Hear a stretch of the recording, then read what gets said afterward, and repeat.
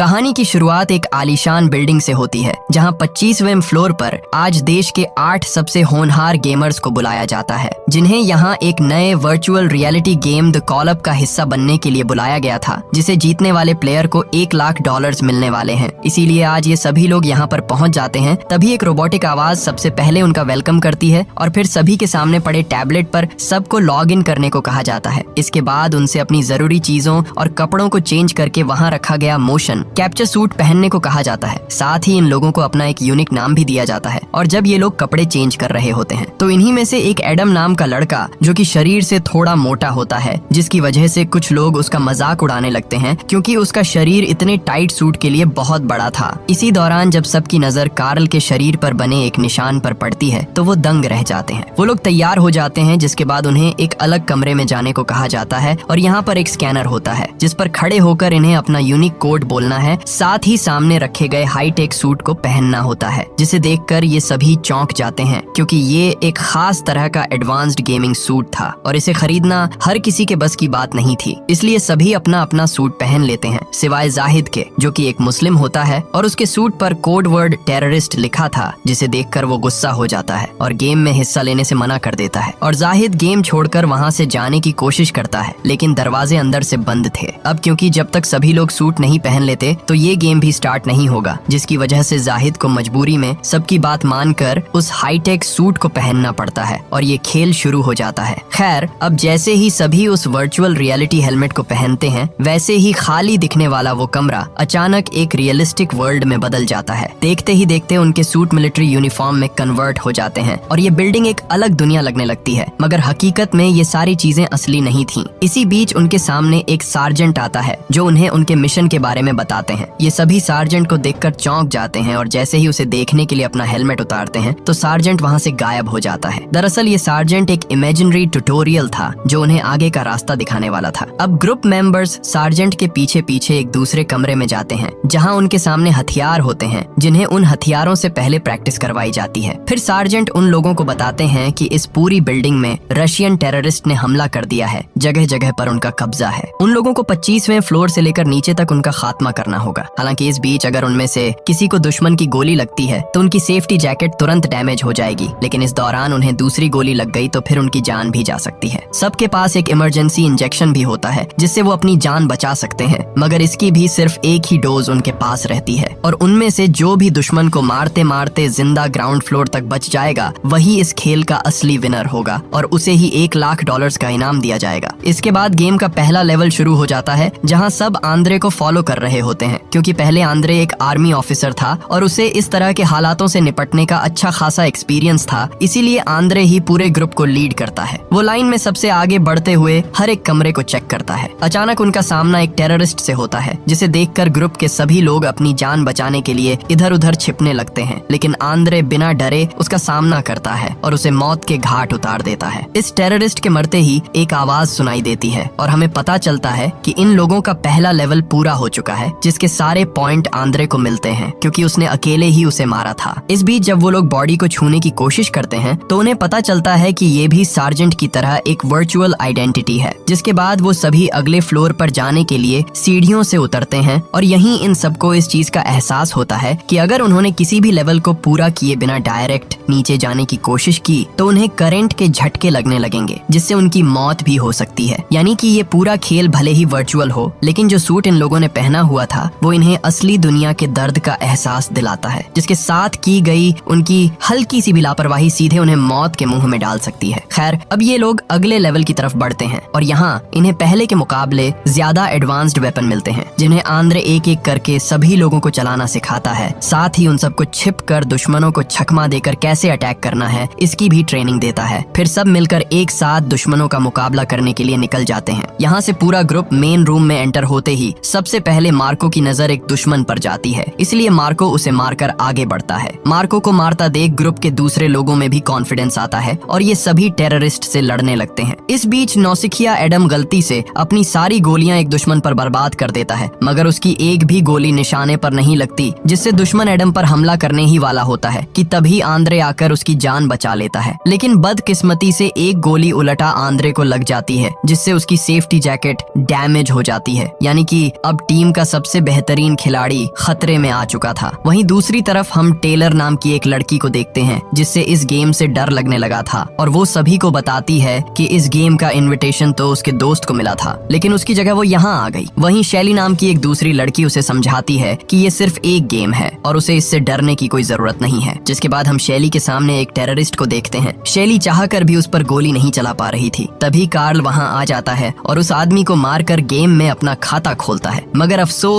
अगले ही पल उसे गोली लग जाती है जिससे उसका भी सेफ्टी जैकेट डैमेज हो जाता है। इससे पहले कि कार्ल खुद को संभाल पाता, उसे टेररिस्ट की दूसरी गोली लग जाती है जिससे कार्ल अब बुरी तरह घायल हो चुका था। इसी बीच शैली आकर उस टेररिस्ट को मार गिराती है और कार्ल को संभालने के लिए उसके पास जाती है जो कि दर्द से बुरी तरह तड़प रहा था। यहाँ शैली अपना हेलमेट उतारकर ये देखने की कोशिश करती है कि कहीं उसे सच में गोली तो नहीं लगी, लेकिन हकीकत में कार्ल के शरीर में कहीं भी कोई गोली का निशान नहीं था, लेकिन जो दर्द उसे हो रहा था वो गोली लगने से भी बदतर था। तभी वहाँ आंद्रे आता है और अपना इमरजेंसी इंजेक्शन कार्ल को इंजेक्ट कर देता है जिससे गोली लगने का वो घाव भर जाता है और कुछ ही देर बाद कार्ल राहत की सांस लेता है, लेकिन वो खुद को अभी भी जख्मी महसूस कर रहा था। इस घटना से कार्ल इतना घबरा जाता है कि उसे उल्टियां तक आने लगती हैं। उसे ये कहीं से भी कोई गेम नहीं लग रहा था। जिसके बाद वो सभी लोग अपना अपना हेलमेट खोलकर कुछ देर का ब्रेक लेते हैं। वहीं एडम को कुछ ग्रेनेड मिलते हैं, जबकि कार्ल सबको बताता है कि उसको असली झटके महसूस हुए और उसके हिसाब से ये जरूर कोई रियलिटी टीवी शो है, जिसे सुनकर जाहिद थोड़ा डर जाता है क्योंकि वो नहीं चाहता था कि टीवी पर लोग उसके सूट पर लिखे टेररिस्ट के नाम से उसे जाने, इसीलिए वो हेलमेट उतारने लगता है, लेकिन हमेशा की तरह इसमें नाकाम रहता है। उसे लगता है कि ये पूरा सूट अब उसके शरीर से जुड़ चुका है और अब उन्हें ये पूरा खेल कोई रियलिटी टीवी शो लगने लगता है। आंद्रे उन लोगों को इस गेम से मिला हुआ लगता है, इसीलिए ग्रुप मेंबर मिलकर आंद्रे पर अजीबोगरीब आरोप लगाने लगते हैं, जो सुनकर उसे काफी बुरा लगता है और वो गुस्से में उन्हें छोड़कर खुद को शांत करने के लिए बाथरूम में चला जाता है। आंद्रे इस बात से अनजान होता है कि गेम अभी भी शुरू है और जैसे ही आंद्रे को इसका एहसास होता है वो अपना हेलमेट नीचे करता है, लेकिन पीछे मौजूद एक टेररिस्ट उस पर गोली चला देता है जिससे आंद्रे वहीं जमीन पर गिर जाता है। आंद्रे अब चाहकर भी खुद की मदद नहीं कर सकता था क्योंकि उसका इंजेक्शन और जैकेट पहले ही यूज हो चुका था। ऐसे में वो अपने साथियों को आवाज लगाता है और जब ये शोर बाकी लोगों को सुनाई देता है तो वो अपना हेलमेट पहन लेते हैं, लेकिन तभी एक दूसरा टेररिस्ट आतंकी एडवर्ड नाम के लड़के को गोली मार देता है जो वहीं घायल होकर गिर जाता है। पर खुशकिस्मती से उसके पास वो इमरजेंसी इंजेक्शन होता है जिसे लगाने से वो ठीक हो जाता है। दूसरी तरफ टेलर ने गेम को छोड़ने का फैसला कर लिया था। वो सीढ़ियों से नीचे जाने लगती है, पर वहाँ लगे बिजली के झटके उसके सभी प्लान फेल कर देते हैं। कुछ समय में टेररिस्ट दोनों तरफ से उन लोगों पर गोलियों की बौछार करने लगते हैं और जवाब में ग्रुप मेंबर्स भी उनका डटकर सामना करते हैं। तभी एडम बड़ी ही सूझबूझ से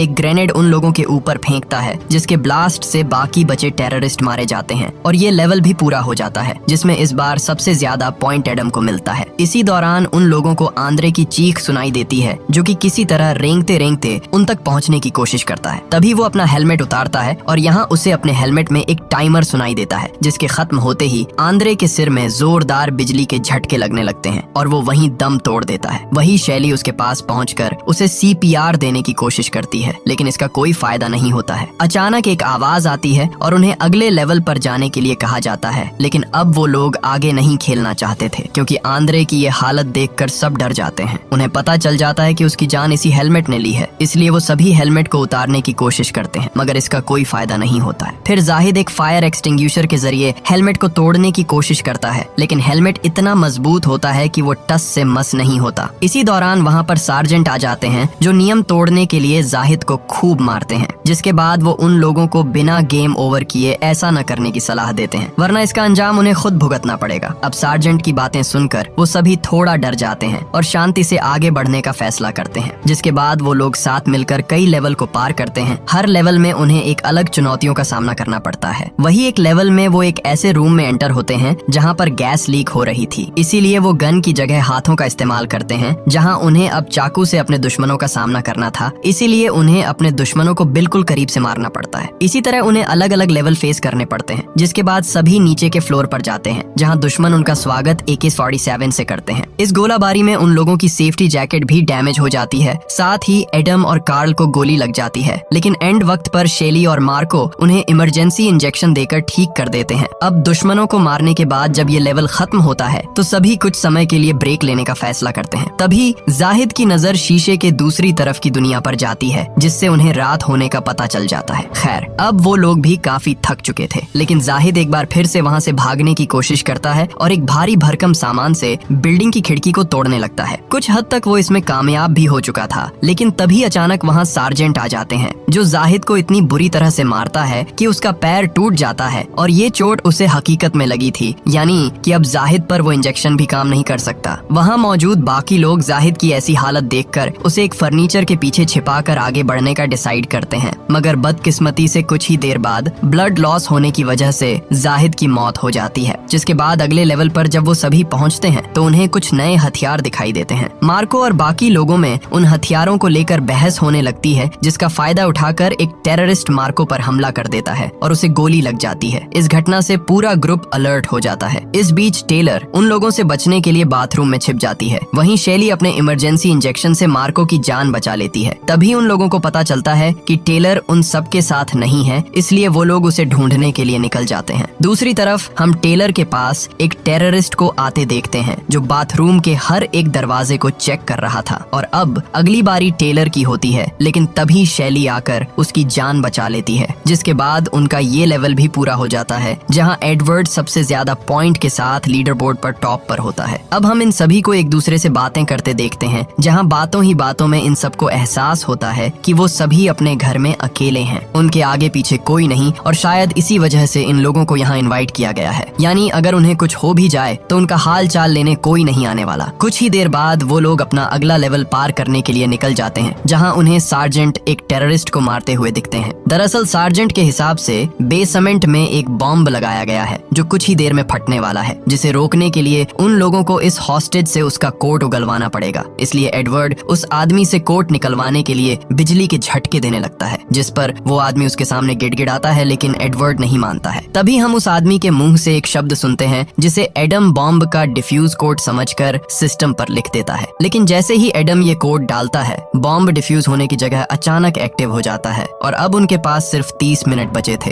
ये देखकर वो हॉस्टेज उन पर हंसने लगता है। सार्जेंट भी वहाँ से चला जाता है। तभी टेलर उस आदमी की हंसी रोकने के लिए उसको गोली मार देती है। वहीं मार्को इन सब का जिम्मेदार एडम को ठहराता है, क्योंकि न तो वो गलत शब्द लिखता और न ही ये बॉम्ब एक्टिव होता। इसलिए गुस्से में आकर मार्को एडम को मारने की कोशिश करता है, लेकिन हेलमेट पहनने की वजह से उसे चोट नहीं लगती। जिसके बाद वो रियल वर्ल्ड में आकर हेलमेट हटाकर एडम को एक जोरदार घूंसा मार देता है। इसी बीच उन्हें सार्जेंट की आवाज सुनाई देती है, जिन्होंने लिफ्ट को रोका हुआ था। वो उन लोगों को उसमें आने को कहते हैं, इसलिए वो सभी जल्दी से लिफ्ट के अंदर चले जाते हैं और लिफ्ट नीचे जाने लगती है। लेकिन कुछ ही देर बाद अचानक एक झटके से लिफ्ट रुक जाती है, क्योंकि लिफ्ट खराब हो चुकी थी। उसका दरवाजा जैम होने की वजह से नहीं खुल रहा था। हालांकि किसी तरह मार्को थोड़ा सा दरवाजा खोलने में कामयाब हो जाता है, जिससे सभी लोग एक एक करके बाहर आ जाते हैं। मगर अंत में जब एडम की बारी आती है तो मार्को उसे सबक सिखाने के लिए लिफ्ट का दरवाजा दोबारा बंद कर देता है, जिससे वो दोनों उसी में फंसकर तीसरे फ्लोर पर आ जाते हैं। जिसके बाद वो लिफ्ट से बाहर निकलते हैं तो बाहर का नजारा देखकर शॉक्ड हो जाते हैं, क्योंकि उनके सामने एक हेलीकॉप्टर बुरी तरह क्रैश हुआ पड़ा था। लेकिन वो दोनों आगे बढ़ते हैं और मार्को एडम को अपनी ढाल बनाकर आगे चलने के लिए धमकाता है। अचानक एडम के सामने एक टेररिस्ट आ जाता है और वो उसे मार गिराता है, लेकिन अब उसके पास एक भी गोली नहीं बची थी। इसीलिए वो मार्को से आगे चलने को बोलता है, मगर मार्को उसकी एक भी नहीं सुनता। जिसके बाद वही होता है जिसका डर था। कुछ ही सेकंड बाद एक टेररिस्ट की गोली से एडम वहीं मारा जाता है। दूसरी तरफ चौथे फ्लोर पर हम बाकी के लोगों को देखते हैं, जिनके हाथ कुछ एडवांस्ड हथियार लग जाते हैं। वो सभी उन्हें रख ही रहे होते हैं कि अचानक एक टेररिस्ट कमरे में स्मोक ग्रेनेड फेंक देता है, जिससे पूरा कमरा धुएं से भर जाता है। ये सब देखकर कार्ल को अपने पास्ट की याद आ जाती है। दरअसल उसके शरीर पर जलने का वो निशान एक दर्दनाक दुर्घटना थी, जिसमें उसकी गर्लफ्रेंड की मौत हो चुकी थी। इस पूरी घटना का जिम्मेदार कार्ल आज भी खुद को मानता है और अब ऐसे में ये धुआं देखकर उसे सब कुछ फिर से याद आने लगता है। शैली किसी तरह उसे समझाकर अपने साथ लेकर चली जाती है, जहां वो लोग दुश्मनों का सामना करते हुए ग्राउंड फ्लोर तक पहुंच जाते हैं। यानी कि अब वो लोग इस खेल के अंतिम पड़ाव पर थे, लेकिन अब उनके पास गोलियां लगभग खत्म हो चुकी थी। इसलिए टेलर हथियार की खोज में दूसरे कमरों को चेक करने लगती है, जहां उसे कुछ इमरजेंसी इंजेक्शन मिलते हैं। वो इन इंजेक्शन को लेकर जा रही होती है कि तभी वहां मार्को आ जाता है और टेलर से वो इंजेक्शन मांगने लगता है। टेलर इंजेक्शन देने से मना कर देती है तो मार्को उससे गोली मार देता है, जिससे टेलर की मौके पर ही मौत हो जाती है। कुछ देर बाद वहाँ कार्ल आ जाता है और मार्को से टेलर के बारे में पूछता है। मार्को उससे ऐसे दिखाता है कि वो खुद किसी दुश्मन से बचकर भाग रहा है।